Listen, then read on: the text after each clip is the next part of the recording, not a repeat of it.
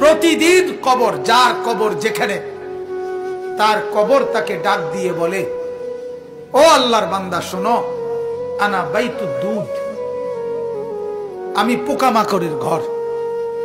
আমার বাপ শুনেন, যুবক আপনারাও শুনেন, আপনারাও শুনেন, কবর কিন্তু নির্দিষ্ট কোনো বয়সে যায় না বাপ। প্রতিদিন কোলের বাচ্চাও কবরে যায়, 90 বছরের বুড়োও কবরে যায়, 16 বছরের 20 বছরের তাকড়া জওয়ানও কবরে যায়। কবরস্থানে সব ধরনের লাশ আছে।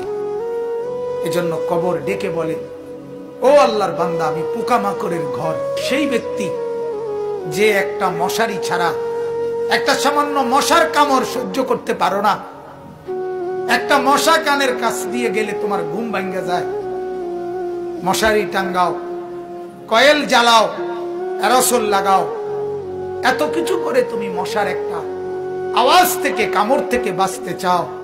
হায় আল্লাহর বান্দা, তো বছরের পর বছর, শত শত বছর কবরের মধ্যে এই পোকামাকড়ের ঘরে কেমনে থাকবে?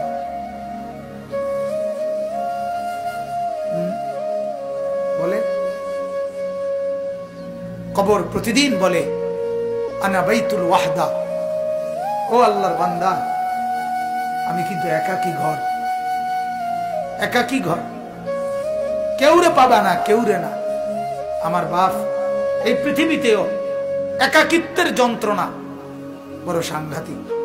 আপনার ঘরে যদি লক্ষ কোটি টাকারও মাল সামানা থাকে, খাদ্য খাবার, ফল ফলাদি সব আছে, সব আছে, শুধু স্ত্রী নাই, মা নাই, বাপ নাই, ছেলে নাই, মেয়ে নাই, কেউ নাই, আপনি শুধু একা, খোদার কসম এই একাকিত্বের যন্ত্রণায় ঘরের সবকিছু না, সারা দুনিয়াটাই আপনার কাছে বিষাদ মনে হবে, মনে হবে আমার কিছুই নাই।